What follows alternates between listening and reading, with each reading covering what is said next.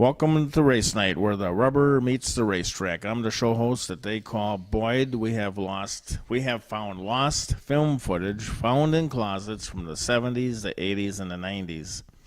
We interview drivers from the past and the present. We have filmed highlights of late models, sprint cars, midgets, go-karts, and many other types of racing that you can imagine. And today, we're in Maplewood Studios, and we're doing show number 11.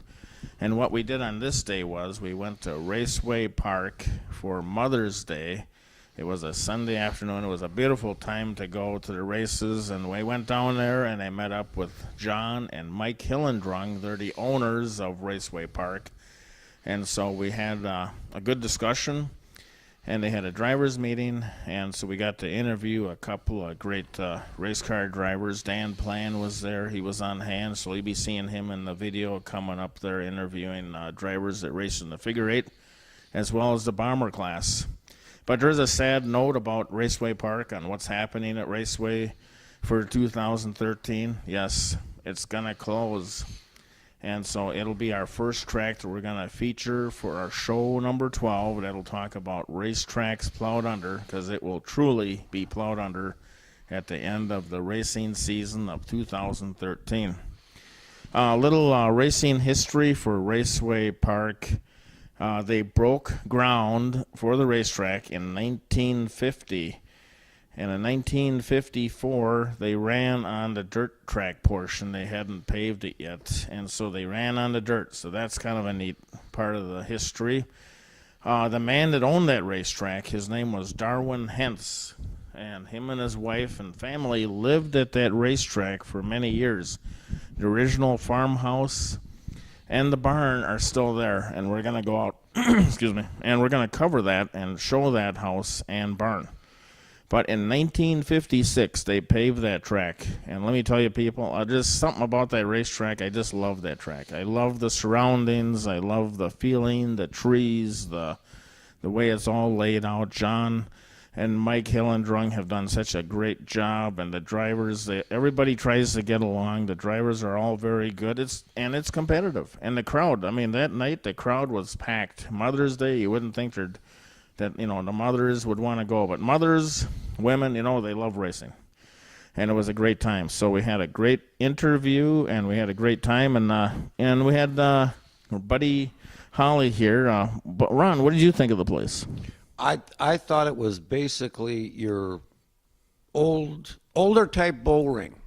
I guess that's what I would call it. They had the big fences up and the X in the middle with the light towers, and for figure eight racing, which in itself is quite a deal. I don't think I'd want to do it, but I'd try it, just once maybe. But to see a track that's not the super speedway short track, the short track to me is the best, because you're constantly being entertained. There's not the slow down, let somebody else win, which I guess I'm kind of a little prejudiced to that, but I enjoyed seeing the older tracks. It's something you have to experience. I mean, if you can't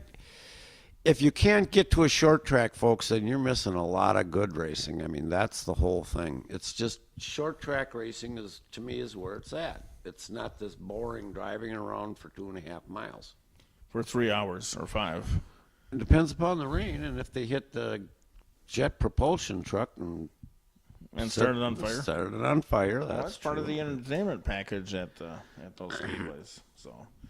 Well, I guess the big ability on these short tracks and the modernization of racetracks today for our hometown tracks is the lighting system, the sound systems, and all the modernization that's taken place. The drivers and the cars are much more sophisticated. But I remember a simpler time when these drivers used to go to Raceway Park, and they'd go to the junkyard and they'd buy a car for $25, and they'd take the fenders off it, and that's what they used to call the old coupes and the modifieds then, and they had those days, and the names like Danny Shabrowski, he had that little cool car, sedan, silver car, number 85. I remember him racing that when I was a young kid, seeing the super modifieds race there. It was fantastic. So, I mean, I have great memories of Raceway Park when my parents used to take my brother and myself out there. My brother, who's a great note taker, he probably has who was there that day. He used to write down all the names and all the numbers of all the cars and tell us how many there was. In the days of the 70s, when Phil Stewart was running Alco, it would be nothing to see 50 to 60 late models. And I mean beautifully prepared race cars, the names of John Crest, Bill Owis, Norm Cetron, Dick Stang, all of them drivers from the past. There's a lot more drivers. Bob DeSola, car number 4. I mean, there was some great driving, great cars. I just have such fond memories. How about you, Ron? Well, I didn't get into racing at that time because, number one, we were short of vehicles back then. And so basically, I went out to the state fair and snuck in like everybody else did. I'm sure they must have missed a lot of money back then because a lot of us snuck in or stood on the fence. But I never got out to that track until later in the 80s when I had, when I was on my own. But it was more exciting to go to the state fair because the track was a little more angled. Isn't Raceway Park? That's pretty much a flat track, if I remember correctly. Well, there is banking. There is banking, a slight banking. It's not real banked. It's not like Winchester, but there is banking to it. So they do do a very good job of racing, and so I suggest to our race car fans before the track closes to head out on Highway 13 to 101 and go towards the fair out there. What's it called? That fair that they have? Valley Fair. Valley Fair. If you get to Valley Fair, you've gone too far. The racetrack will be over on the left-hand side on Highway 101, and I forget, it's like the second frontage road exit when you get onto Highway 101. You don't want to take the first one. You want to take the second one, and that's the one you want to take. I think it's like Quinlan or something like that. But anyway, I had a great time last Sunday. I suggest that everybody go out there and see and get to see the entire show, the figure eights. It was fantastic. Also, that'll be our first track that we're going to do for our show number 12. I just want to explain to our fans that we do 12 shows a year, and we're not going to discontinue race night. We're going to keep right on, but we're going to start working on, after show 12, we're going to start working on our shows for 2014.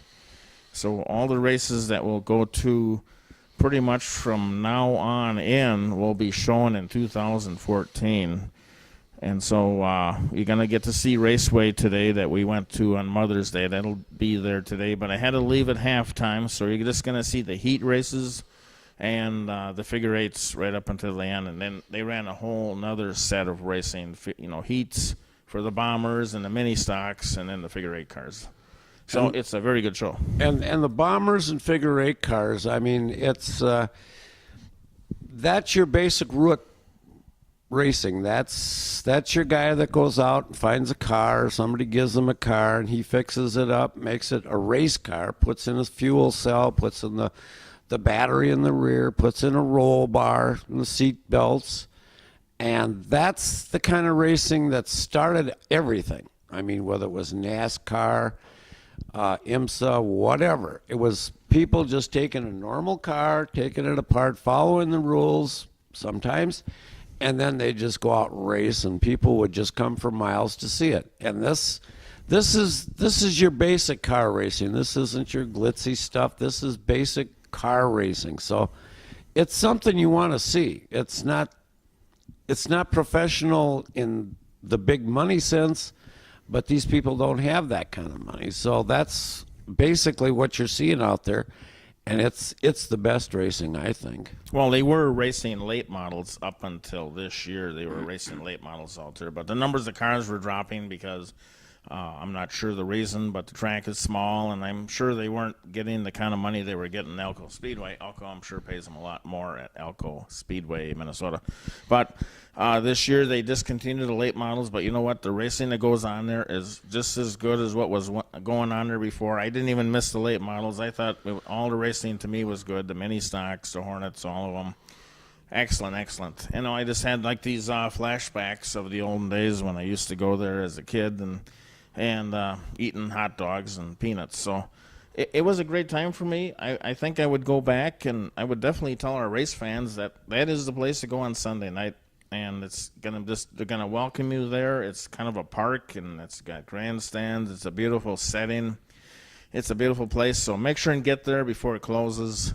It'll be memorable for you. Have they talked about relocating to another track or building another track or? I'm glad you brought that up. Yes, at the drivers' meeting, they were talking about, yes, they're at step 4 of 400 steps, I guess that is, of building a new racetrack. They found a location. They believe that they can build it, but they said they'll be very beginning steps of building a racetrack. So that's what I'm hearing.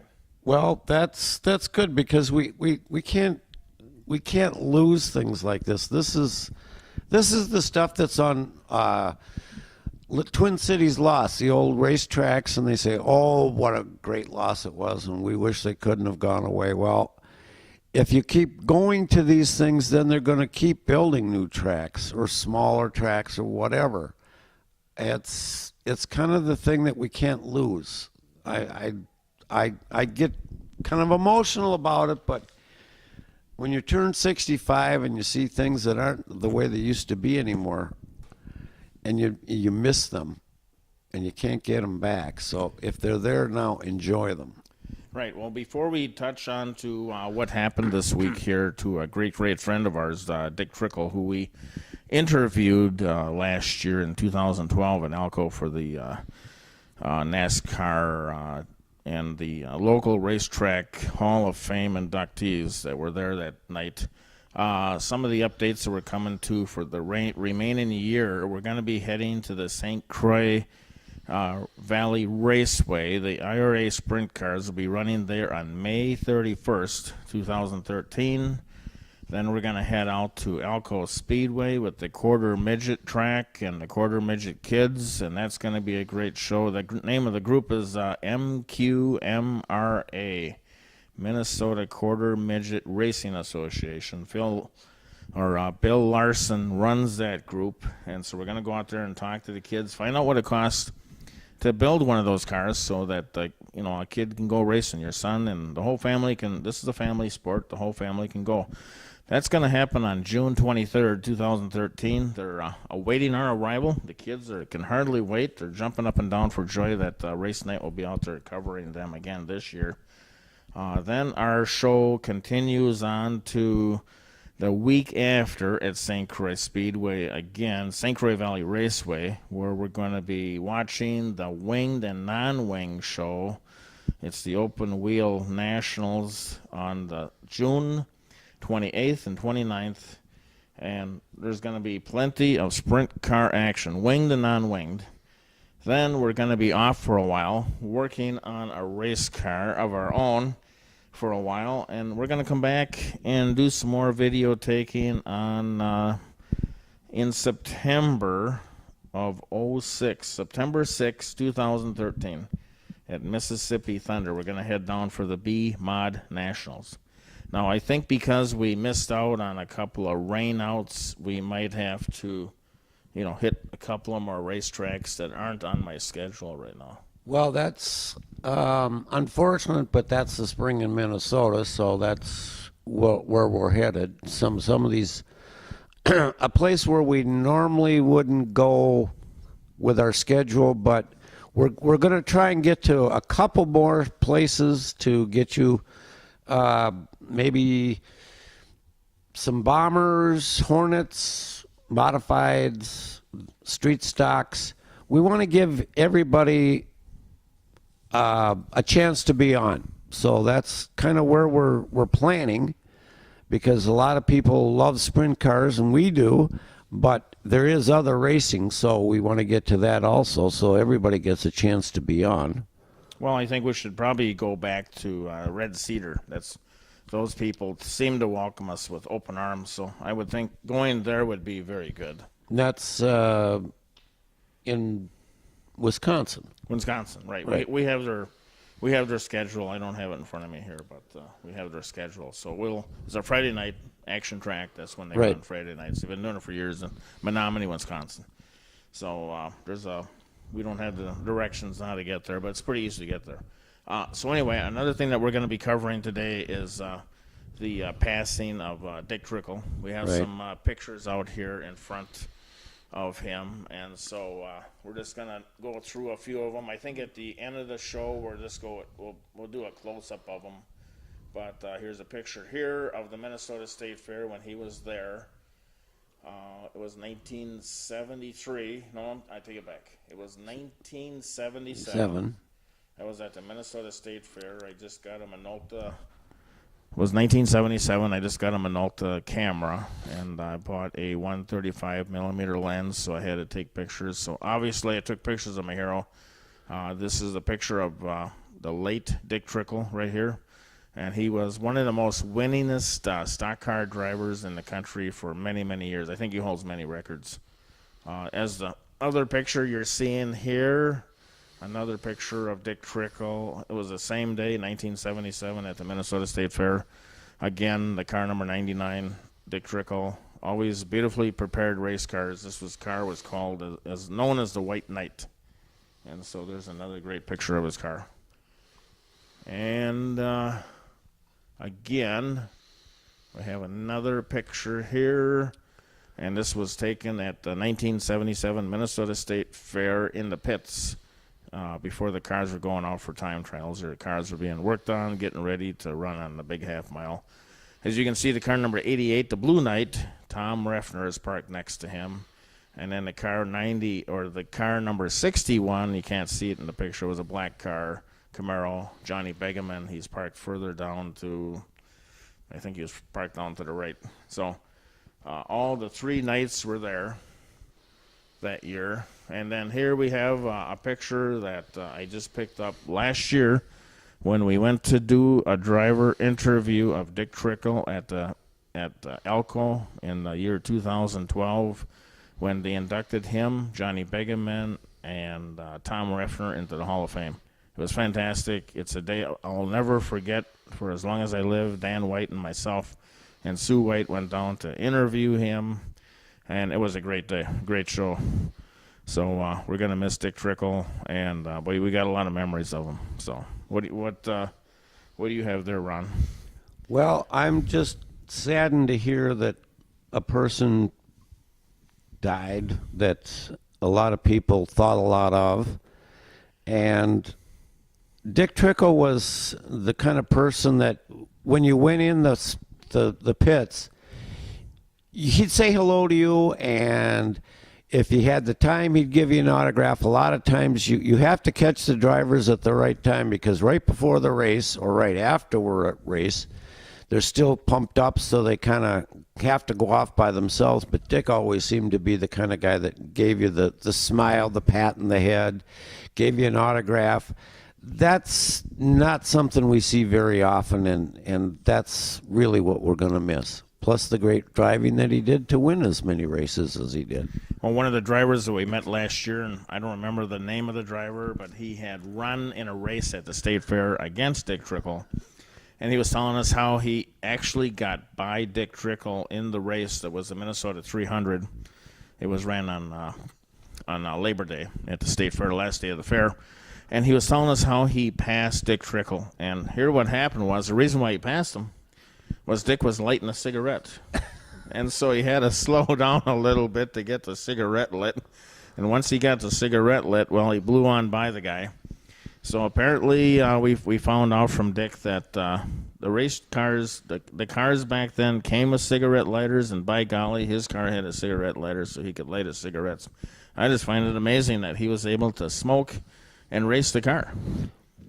Well, look at the people now that can text and talk on the phone while they drive. I don't understand that either, but Well, driving and racing are two different things. This, and pretty intense, racing when you consider that you're racing on the edge, and then you have a guy coming up next to you where he's lighting up a cigarette, and I think that's pretty good. I used to hear about the drivers of the past smoking cigars and things like that out there on the track racing, and I can't imagine that either. So, things that I wouldn't do. I'd want to keep both hands on the wheel, and I have all I can do to, think when I'm driving down the road. Or back when I used to race, I sure wouldn't have been able to light up a cigarette. It would have been way too difficult for me to do that. And I don't smoke.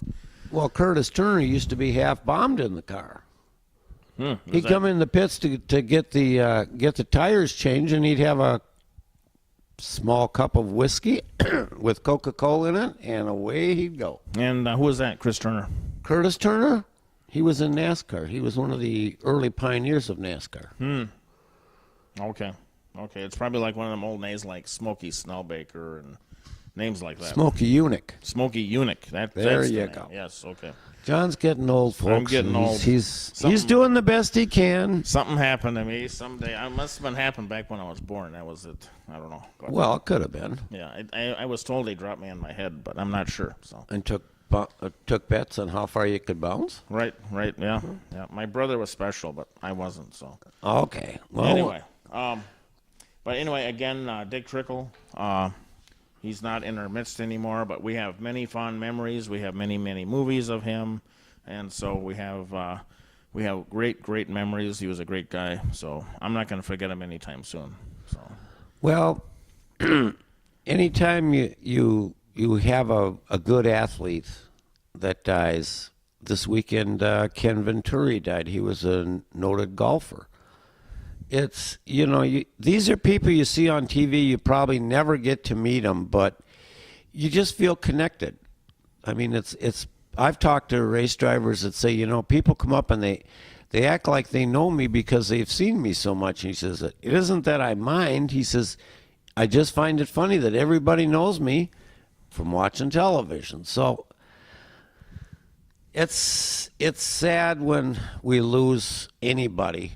But when you've done the racing scene, is the 4 years we've done it, to lose somebody like him that so graciously gave us an interview, and he talked for a long time. It seems to hurt a little bit. So we miss Dick. My brother told me, he said the next time you do another driver interview of some of these well-known, famed drivers. The thing to do is to thank them for the number of years of entertainment that they have given us. Basically they put their lives on the line. Every time you get in one of these cars, they just never know it, but it might be the last time they get in that car. That's true. They never know when that day might end, when all will end, and you just don't know. They never know. So. Well, a lot of times they don't die in cars too. Right. I know that Neil Bonnet used to be one of my great heroes in time, and he had retired. Neil Bonnet, great driver. I always wanted to meet the guy in person. I thought he was a fantastic person. But then I think he made a big mistake. He decided to come back out of retirement. He was out on the track practicing, and I don't remember the number of the car, but he had a terrible crash and was killed instantly. And it's too bad because he would have made a great TV commentator for Speed TV, for the big time races, Daytona and Talladega and all the big races. Or such a young guy as Adam Petty. Well, that's true too. That was another terrible loss. Right. I don't even know how people can deal with that, especially with that Kyle Petty. He seems like such a great guy, and another guy that we'd love to have on the show would be Kyle Petty. He'd be great. Yes, great guy. He seemed like he'd be great. So do you know what we got left here, or what we're going to be talking about? I think we're going to maybe head out today and start doing our racetracks, plow it under. We're going to head out to the Minnesota State Fair and do some videotaping out there, figure out what we need, and start recording, because we're racers that are pumped up, and we love what we're doing. And unfortunately, we have to go out and do the tracks that we're plowed under, so we'll let it go at that. Okay, well, let's. We want our fans now to do sit back and watch the highlights of Raceway Park that happened on Mother's Day of this year. It was Raceway Park. It was May 12th. Raceway Park. It was a NASCAR event, Mother's Day, and we went out there and recorded it. So sit back and enjoy the show. All right. Thank you. All right, this is a Race Night TV show where the rubber meets the racetrack. I'm here with Mark Bronstad and Todd Wilson. Mark, how did you get started in racing? Actually, Todd's a big part of that. I started helping Steve Motley and met Todd down here racing enduros and helped him in the pits, and that pretty much got me hooked. And I remember you used to run the same car in both. I remember seeing you here with a enduro car, still had dirt on it from running an enduro earlier in the day. Yeah, I helped Motley, like I said, for a few years, and then I started racing, I want to say, in 2004. And I brought one car out, and Todd talked me into running figure eights because as long as I had an enduro car, it was legal for both. So I started racing both at the same time. All right, and Todd, how did you get your start in racing? Actually, I came out here with Mike Dickey way back in early 90s and followed Dennis Barta and Brad Miller and all those guys. And actually, Mike and I, it took us 3 weeks to stop by and even talk to Dennis Barta. We didn't even think we could talk to him because he was just Dennis Barta. He was a pretty big deal back then, wasn't he? He was and still is today. Now, what do you most enjoy about racing out here at Raceway Park? The racing is fun, but I think just the friendships that we have almost as much fun after the races with a beverage and telling stories, talking smart. That is when most of the good stuff happens. What is one of the best things that you've heard after the races that you could think of off the top of your head? We don't have a long enough show, Dan. All right, and are your families involved in your racing operation? My brother actually is my crew chief. He won the crew chief award here in 2010. Was a finalist in the national deal. So that was a cool. We got to go to the banquet. Other than that, my family's out once in a while to watch, but it's just me and my brother. And I know your wife's one of your sponsors. Absolutely, yep, she is, and my son Dylan, they help out. My parents, my buddy Scott. Mark forgot about his wife. She works at the track here. But yeah. So we're, it's pretty fun. And plus with all the friends that we've met, I mean, right now we're doing this interview and they're putting a rear end in my car. So, I mean, that's just the friendship that we got here. So That's great. Now, how'd you guys come up with the team name Big Kids Racing? Exhibit A, Exhibit B. We have a lot of fun no matter what we do, and we're a little taller. Yeah. All right. And you guys have, you are kid friendly as well, too, when the kids come by after the race. Yeah, we try really hard to cater to the kids as much as we can, and we've always got cards, and Todd's got candy, and we try and give autographs, that kind of stuff for them. And what are you looking forward to this year with the future up in the air for Raceway Park? I honestly am approaching this year just like I would any other year. I'm going to go out and have fun, and we're going to make a lot of good memories, and worry about 2014 when it gets here. And you've had some mechanical issues to start off the year 2 nights in a row. What are you hoping for the rest of the year?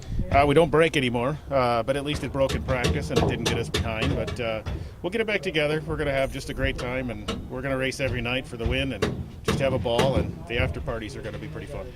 All right, thanks for joining us on the Race Night TV show, and good luck, guys. Thanks a lot. Thank you. All right, we're here with Matt and Mike Dickey, figure 8 races at Raceway Park. We'll start out with Mike. How did you get your start in racing?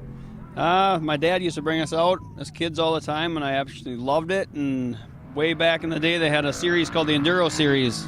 So I started racing Enduros for 2 years, and I moved up to a Thunder car, which was out at Elko Speedway in Minnesota. And then I was watching figure 8s, and I loved it. And I had a friend of mine that needed somebody to drive a car, and here we are. Built my own, and we're playing figure 8s now. All right, and now Matt, you guys are teamed up in the run the figure 8s together the last few years. How did you get started in racing? Like he said, my dad brought us out to races, and when he started, I was out helping him quite a bit, and then I decided I wanted to do it, and the same friend that had let him drive a car let me drive a car the following year, and then the next year we built our own.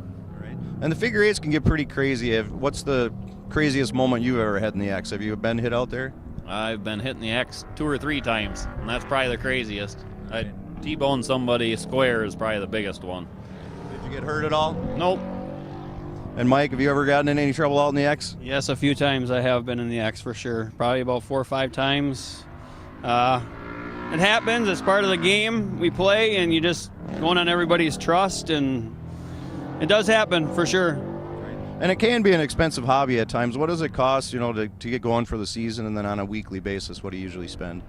Well, I have a car that was already built last year, and I still put $2,000 into it just to get going for this year. It all depends on what's wrecked. If you need a motor, fortunate my motor's still fine, and it's just basic parts that you need to get started. Brand new tires and whatever parts are bent. I'm pretty proud to keep a nice looking car out here, and that's my main concern, is to have a nice looking car right away from the get-go, and that's what we do.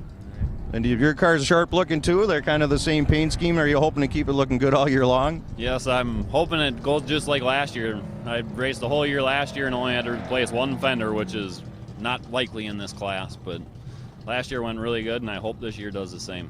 All right. And, along with your brother racing, are the other family members involved in the racing with you? We had our brother-in-law came out and raced for a few years, but other than that, they come out and watch us all the time, but it's just us two that drive now. All right. And what would you guys think of a 1-2 finish with the Dickey brothers? Has that happened before? As long as I'm first. What do you think? I don't think that's going to happen. All right, thanks for joining us on the show. Good luck this year, guys. Thank you very much. Thank you. All right, we're here now with Jim Gustafson, who's back racing at Raceway Park for the first time in a few years. Jim, what have you been doing the last few years? Been doing a little dirt racing. Kind of been slowing down a little bit, but have had a hobby or a Wissota street stock, and that's been going pretty well. But that's about it. All right. So, and you raced one time last year, is that true? Yeah, I broke down at Casson, and that was that. And what got you back into the Big Johnson right here at Raceway Park?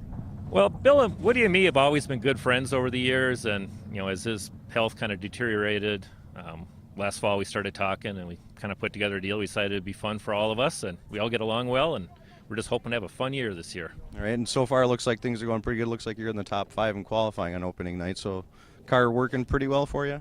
Yeah, it's really not bad. We'll still keep tuning and playing and tweaking with it, but it's not bad.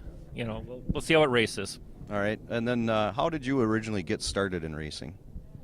I started when I was in high school 30-some years ago, and it's just kind of never really got out of my blood, I guess. Never got smart. And what's changed the most since when you started 30 years ago? Everything's got more technical, these things now are like a late model was back then. I think back to my old hobby stock, here, and the difference is, these are a lot more of a car than my old hobby stock was. And is this the first time you've driven for somebody else? Pretty much. I used to, years ago, Bill and me went dirt racing, and I actually drove for Bill a couple of years on the dirt, 10, 12, whatever, 15 years ago. But yeah, this is one of the first times that I've tried to run a whole season. I've driven other people's cars just on occasion, but this is the first time on asphalt for a whole season, so. And it's kinda different. And even though you took some time off, what talk got you into coming back for a whole year this year? Well, that's how Mark's always run the Sundays, and he still wanted to do that. And I kind of like the Sundays. I've always loved this place. A lot of people don't really like this place, but it's always suited me. And if he was willing to do it, I was willing to do it with him. All right, well, thanks for joining us here on Race Night, and good luck this year. Thanks.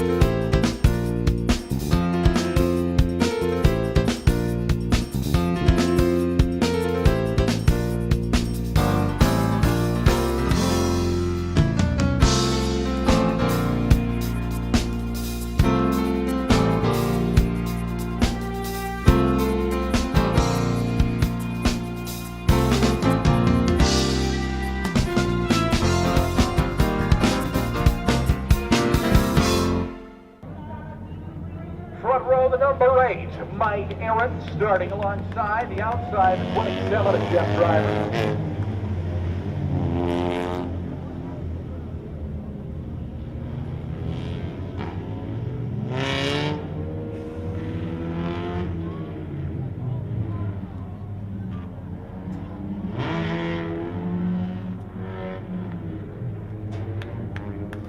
run number 2 for the show car supply mini stocks. Looking good out of the turn. Green is in the air and we're underway.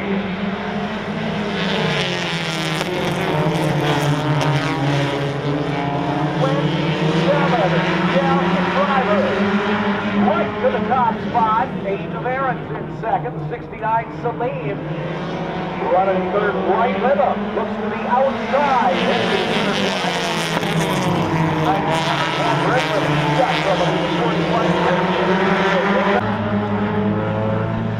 Good side-by-side action in the pack here during this run.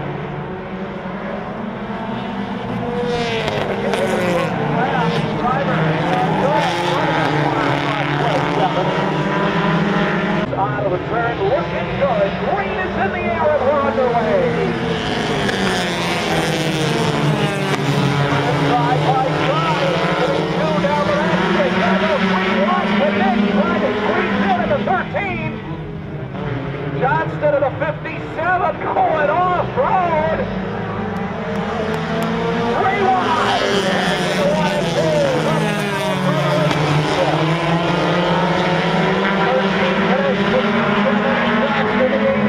Torweiler on the move. 3 wide now in the battle for 4th place. Almost looked like Purcell was thinking of going to the outside there at one time. Now he's going to try to squeeze it through the middle.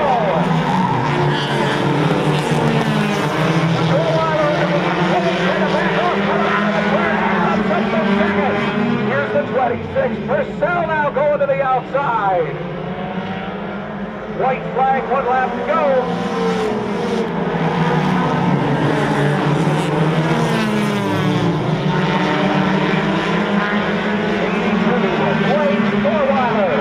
Leading up through 3 and 4, 1 more time, he'll get the win.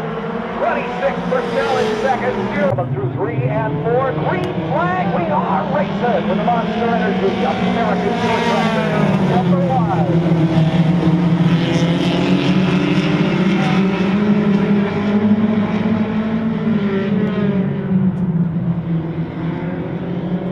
Staying tight on this opening lap. 21 sharp by about half a car.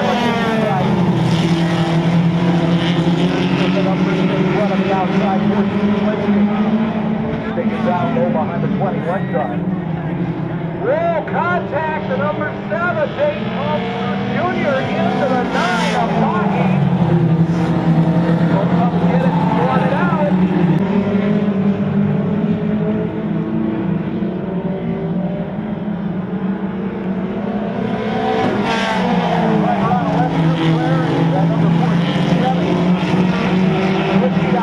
On the outside as we get into the final lap.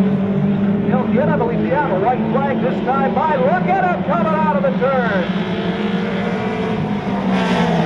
That car got a little wide coming through the turn. Open the door up for the 46 Linsky to take that top spot. Through the corner, checkers in the air. The 14 Justin Linsky with the win. Looking good, green in the air, and we're underway.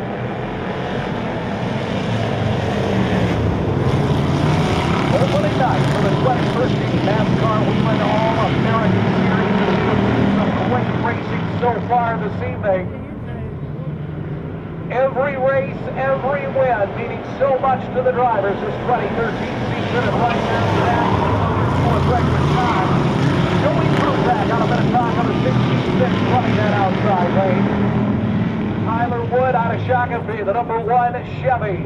Running in 3rd place, he's got close company. That's 63 Brindle.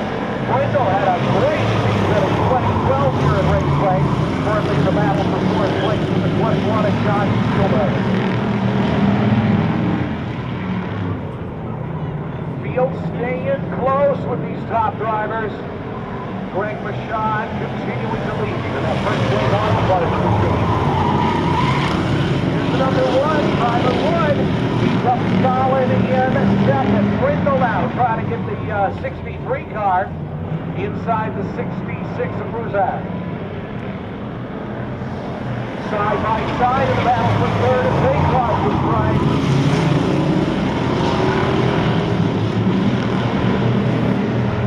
front row. As they come out of the turn, they get the green and they're racing.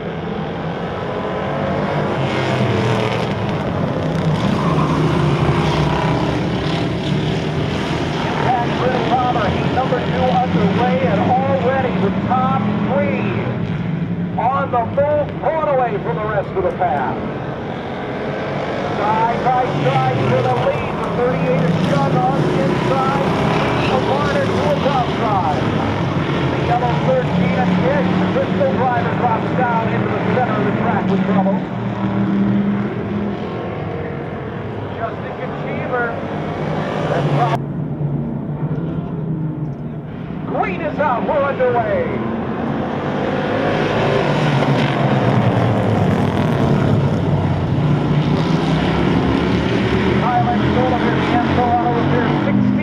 Out in front.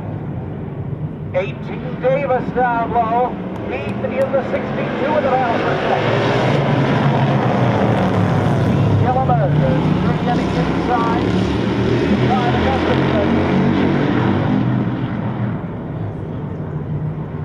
99 Kane on the move now. The field staying side by side behind the leader. The outside of the 66 as they exit 2 down the back stretch.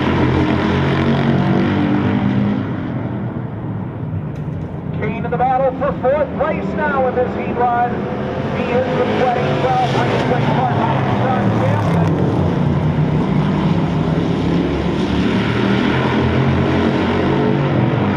66 Kyle, he's staying single file into the turn. Green is out and we're back racing. Nina Davis, that's Nina at the point of that outside line. Once again, here she comes. And Solovir staying inside the 15 Gilliman now, battling the 99K of Brent Kane. Top 4 side by side racing. 62 running solo in 5th. He's got the battle behind him. Davis in the lead. At the stripe, 2 laps to go. Kane now to the outside of the 66. Green flag racing.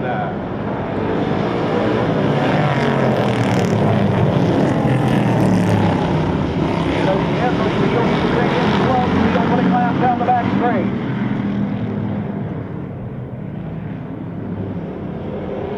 We push in the lead.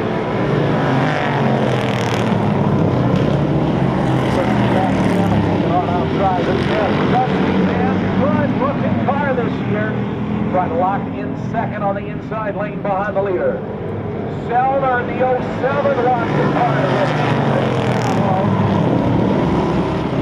to the number 02, Danny Johnson. Resetting the pace for our drivers.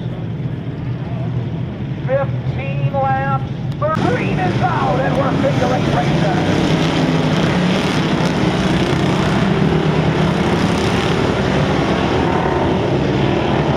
17 Zemecki having problems right at the start, drops him down on the infield grass. So for a Hayden in the lead, the field already starting to spread out.